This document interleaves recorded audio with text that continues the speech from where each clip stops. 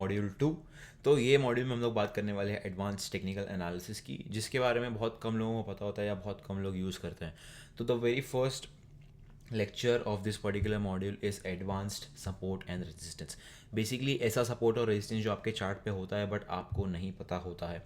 तो बेसिकली अभी क्या है, the support and resistance that are going to break down is gaps, day highs and day lows, key levels, order blocks. सो ये चार advance support और resistance होते हैं जो आपके सामने होते हैं बट आपको नहीं दिखते हैं, बेसिकली बिकॉज ऑफ नॉलेज। आपको नॉलेज नहीं है इस बारे में definitely, and that is the only reason why you are not aware of such support and resistances. तो सबसे पहले स्टार्ट करते हैं गैप्स के बारे में। अब गैप्स जो होते हैं they are only available in the equity market, that is the Indian stock market और the other any other stock market, but gaps play a very important role in the markets. Like for example, right now you can see this particular gap is playing as acting as a resistance in the intraday. So gaps and day highs and day lows are basically I would say support and resistance for intraday traders mainly. तो अगर आप एक intraday trader नहीं हो then you might not be able to use these a lot, but definitely watch this for the sake of knowledge. तो gaps होते क्या है and gaps create क्यों होते हैं, पहले अपने को वो समझना है. तो basically there is something called as AMO. AMO का फुल फॉर्म होता है आफ्टर मार्केट ऑर्डर. तो आफ्टर मार्केट ऑर्डर एक ऐसा टाइप का ऑर्डर होता है जो आप रात में प्लेस कर सकते हो एंड वो सुबह में अगले दिन अपने आप एक्सिक्यूट हो जाएगा. एंड आप अगर नोटिस करोगे तो मार्केट जो है अपना 9:15 को खुलता है, शायद अभी 9:30 हो गया, आई am not sure, I am not active in the market, but 9:15 को मार्केट खुलता था. बट अगर आप चार्ट्स देखोगे तो चार्ट्स नहीं, टिकर्स देखोगे तो आप 9 बजे से मेंबर्स मूव करना स्टार्ट हो जाते हैं. Why is that? Because starting के 7:30 में प्री मार्केट सेशन होता है. प्री मार्केट सेशन में जो भी आफ्टर मार्केट ऑर्डर्स होते हैं, ओवरनाइट ऑर्डर्स होते हैं, वो सारे के सारे सेटल होते हैं एंड उसकी वजह से मार्केट में गैप क्रिएट होता है. समझ लो अगर ओवरनाइट ऑर्डर्स की वजह से बहुत ज़्यादा मार्केट में सेलिंग आ गई है, दैट मीन्स अगले दिन एक गैप डाउन ओपन होगा, जैसे कि यहाँ पे है हमारे पास एक गैप डाउन. एंड सिमिलरली आज के दिन बहुत बड़ा गैप अप ओपन हुआ है. इसका मतलब you can say that overnight orders में बहुत ज़्यादा बाइंग हुई थी मार्केट में and that is why we have such a big gap up opening. तो गैप अप्स और गैप डाउन्स एक सपोर्ट एंड रेजिस्टेंस की तरह एक्ट कर सकते हैं. उसके पीछे का रीज़न ये है कि हो सकता है कि हो सकता नहीं, ऐसे होता है actually that after market orders में बहुत सारे ऐसे ऑर्डर्स होते हैं जो फुलफिल नहीं हो पाते हैं, जो पेंडिंग हो जाते हैं. तो बेसिकली अगर समझ लो मैंने आफ्टर मार्केट ऑर्डर प्लेस किया है 1 लाख शेयर्स का, बट सिर्फ 25,000 फिल हुए, दैट मीन्स वो 75,000 orders are still pending. And जब भी वो प्राइस वापस आता है उस गैप में, price reacts to those orders. वो ऑर्डर्स हिट होते हैं and price reacts to those orders. जैसे कि यहाँ पे आपके सामने एक शूटिंग स्टार पैटर्न बन रहा है within this particular gap of Nifty index. तो every gap has a significance unless and until it is filled. उसका मतलब क्या है कि भाई अगर एक बार एक गैप अगर फिल हो गया, उसका मतलब उसका फिर कोई सिग्निफिकेंस नहीं बचा है. फॉर एग्जांपल अगर आप देखोगे ध्यान से, यहाँ पे गैप था राइट, बट मार्केट नीचे आके उस गैप को फिल कर दिया है, तो अब इस गैप का कोई सिग्निफिकेंस नहीं बचा है. बट यहाँ पे आप अगर देखोगे तो एक बहुत बड़ा सा फिल्ड अनफिल्ड गैप है. इसका मतलब अगर प्राइस यहाँ ऊपर जाएगा तो हो सकता है वो यहाँ से वापस रेजिस्टेंस लेके नीचे कंटिन्यू करे, because this gap will now act as a resistance.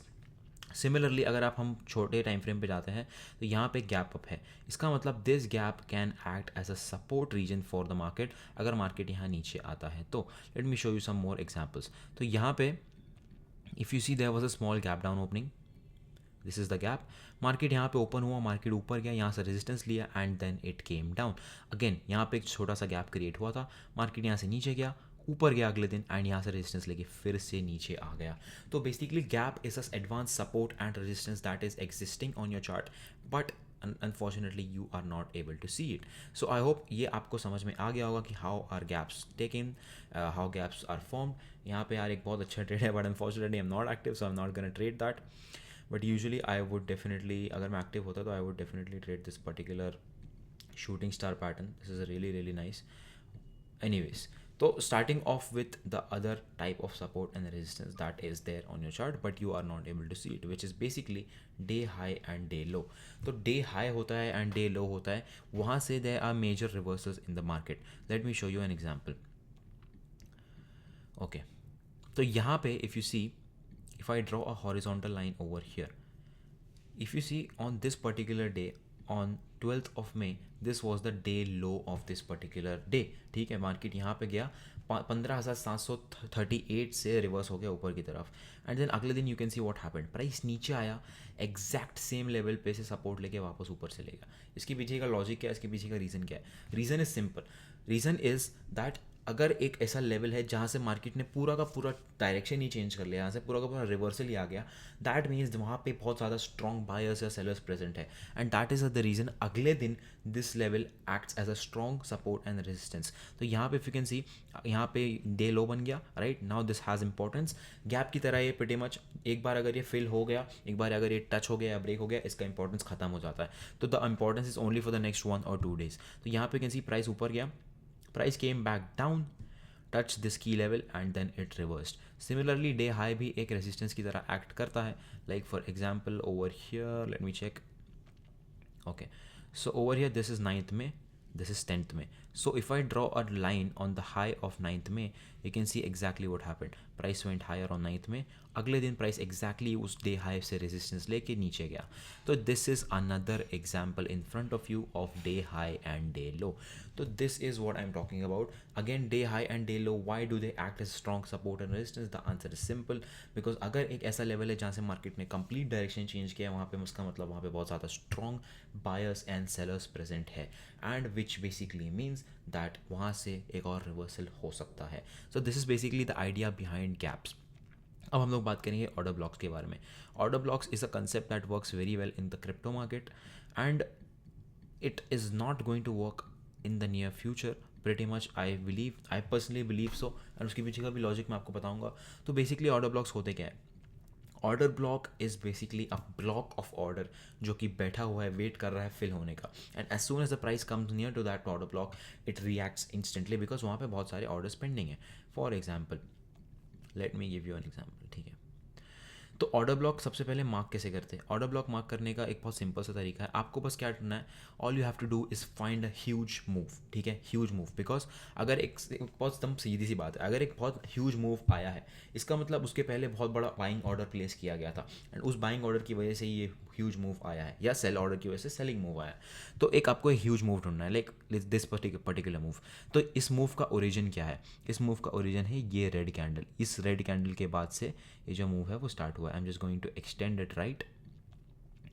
अब आप देखोगे तो ये हो गया मेरा ऑर्डर ब्लॉक. इसका मतलब कि यहाँ पे बहुत सारे बिटकॉइन के बाय ऑर्डर्स पेंडिंग है इस पर्टिकुलर जोन में, एंड प्राइस जब वापस नीचे आएगा, ये बाय ऑर्डर्स एग्जीक्यूट होंगे एंड वापस से प्राइस ऊपर की तरफ रिएक्ट करेगा. तो let's see what happened next.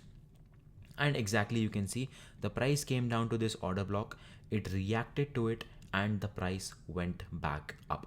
So the science behind order blocks is very very simple. All you have to do is draw. अभी देखो फॉर एग्जाम्पल यहाँ से एक बहुत बड़ा सेलिंग मोमेंटम आया, ठीक है, तो ये स्टार्ट कहाँ से हुआ? This started basically from this candle. तो I am going to draw an order block over here. See what happened, the price came on to this particular level, took some resistance, then again went lower. So this works very well in the crypto market, even on the smaller time frames it works very well. Let me show you an example on this 4-hour time frame. All right, so over here, so if you see यहाँ से एक बहुत अच्छा खासा selling momentum आया, right. तो where did this momentum start? On this green candle. So I'm going to mark the whole body of this green candle. What happened next? Price came down, went up, shooting star pattern, went lower again. So order block is something that works really really well in the crypto market and in sometimes in the forex market. I personally use order blocks in the forex market only to book some profits. I don't use order blocks as decision making factors in my forex. And crypto mein I use order blocks actively, but order blocks will only and only exist जब तक market छोटा है. अभी crypto market बहुत छोटा है. Crypto market is only $2 trillion right now, और even laser. But एक बार जब मार्केट में लिक्विडिटी बढ़ जाएगी तो ये ऑर्डर ब्लॉक वाला कंसेप्ट काम इतना ज़्यादा नहीं करेगा, because the only reason orders go Anfield is because वहाँ पे उतने लिक्विडिटी नहीं है. अगर 75,000 बायर्स है एंड अगर कोई 75,000 सेलर्स नहीं है, दैट मीन्स चलो 50,000 सेलर्स है तो 25,000 बायर्स वैसे के वैसे रह जाएंगे. बट एक ऐसा टाइम आएगा जब 75,000 बायर्स होंगे एंड 75,000 सेलर्स भी होंगे, which means the orders will be fulfilled. And जब वापस प्राइस वहाँ पे नीचे आएगा तो it will not react, because वहाँ पे ऑर्डर्स पेंडिंग बचे ही नहीं है. And that is the reason order blocks don't work that well in the forex and the stock market, because वहाँ पे लिक्विडिटी इतनी ज़्यादा है that you don't need order blocks, you don't need pending people, because orders just get filled right off the bat because वहाँ पे liquidity इतनी ज़्यादा है. So this is the whole reason, and this is another reason why I personally don't use smart money concepts, because that is just another gimmick in my personal opinion. Because again, liquidity, they basically think that liquidity trading is the best trading, but it is only the best trading only if you are trading in a market that has no liquidity, which is the crypto market, and in the long term that absolutely has no future. So that is what I think about it, and this is the advanced support and resistance. अब हम लोग जाते हैं forex market की तरफ, and let me teach you about some key levels. What are key levels and how does the market react to them? तो key levels basically are a certain level जहाँ पे प्राइस यू कैन से एक बहुत major reversal दिया है वहाँ से, and most probably what happens is when the price comes back up again to that level, it gives a reversal again. Like it is very very easy to spot over here. Like for example, this particular level, this you can say is a key level because price जब भी यहाँ पे आया है, it has given a reversal, which probably means that when the price comes here to the third time, it will also give a reversal. See, this is not a support region, because can you see any historical, I would say, area for the support region? यहाँ पे अगर मैं ऐसा कुछ support region बनाता हूँ, ठीक है, if I draw something like this over here, it doesn't really make much sense because on the back end यहाँ पे price बहुत ज़्यादा congested है और you can say populated है. तो this is what I call a key level. These levels are there on your chart, but they are there only for a short period of time until the price comes back up again. Let me show you some real life examples. Okay. सो इसको हम लोग support, इसको हम लोग resistance बोल सकते हैं because this use to be a support and then it turn resistance. Okay, no problem. उसके बाद दिस को भी हम लोग सपोर्ट बोल सकते हैं, but over here this is something interesting. So you see this could be a potential key level because price यहाँ से एक बहुत मेजर ट्रेंड रिवर्सल दिया है, which again means this is very very similar to day high and day low, but on the forex market it works on the higher time frame as well. But यहाँ पे अपने पास कोई specific day high या specific day लो नहीं है. This is what I am talking about. So you see this is the key level. The price has reacted to this so many times that whenever the price is coming back here, it is reacting to it. So this is what I am talking about. There's a certain key level and this actually doesn't make sense to a lot of people. इसमें शायद आपको भी confusion हो रहा होगा कि यार एक key level में और एक support और resistance में क्या फ़र्क है. See, the support और resistance is a very clear cut historical area जहाँ पे अपने को easily अपने को higher time frame पे दिखता है कि भाई ठीक है यहाँ पे एक support region है. Like for example over here if you see, अगर मैं ऐसे एक जोन बनाता हूँ right over here, so यहाँ पे support it makes sense, but does it make sense on the past? No, because यहाँ पे price बहुत ज़्यादा congested है, which basically means that this is nothing but a key level, and as long as it's holding, we can use it and basically use it for our trading. Whether you want to book profits there, whether you want to trade reversals, it's up to you. But this is how the support and resistance is different from a key level. Then another thing I would like to add over here in terms of advanced support and resistance. Now, what happens with advanced support and resistance in terms of consolidation, in terms of you can say flag patterns or stuff like that? So most of the time what happens, especially in the crypto and the forex market, or it works even in the stock market. तो होता क्या है, when there is a very long consolidation, right, like something like this, the midpoint of this consolidation, right, focus what I'm trying to say, the midpoint of this consolidation, or you can say sideways market, acts as a very good support or resistance. Like for example over here, so if I draw the midpoint of this, which is somewhere over here, you can see what happened later on. Price came over here, it reacted instantly to it and gave a trend reversal over here. So if you, and see again, you guys are not kids, you guys are not small kids, so obviously you guys can do your research yourself and you guys can backtest what I'm trying to say. So I'm not talking in air. Again, midpoint of this, you can see the price came on lower, reversed from exactly here. उसके बाद let me find some more examples for you.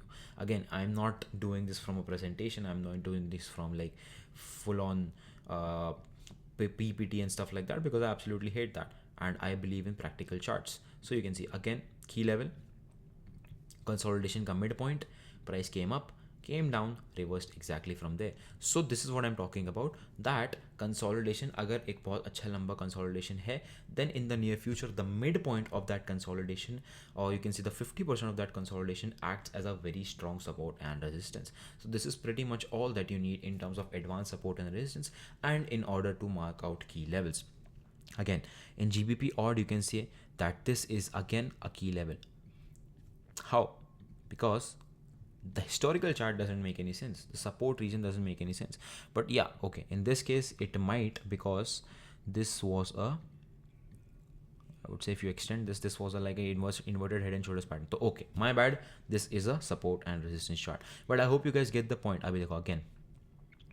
This is GBP CHF. If I draw the midpoint of this, the price is very near over here and taking support from here. बहुत high chances है कि ये यहाँ से reverse होके जाएगा because it is at the midpoint of a consolidation. So this is how I personally use advanced support and resistance. This is what the key levels that I use. And again, key levels also work in the markets, in the Indian stock markets. Let me show you an example. So if you see over here, if I draw something like this, you can see price whenever it comes over here, it is reversing somewhat. And especially if you draw a trend line, personally I'm not a trend line trader, but if you draw a trend line, you can also say that ठीक this is like a key trend line level जहाँ पे whenever the price is coming, it is reversing, because historical data तो अपने पास है नहीं यहाँ chart का, because it is at an all-time high. Again, let me show you another example of this. So going to the midpoint of the consolidation, you can see what happens. Price came down, midpoint of the consolidation, it took support, and again it is taking support. So this is what I am talking about. Let me show you some more examples. Okay, beautiful. So यहाँ पे you can see there was a consolidation. Let me mark the midpoint. Price came down, midpoint of the consolidation, it reversed. So these are the advanced support and resistance that I personally use, and that you can also use to improve your trading and take it to the next level. So thank you so much for watching. I will see you guys in the next lecture.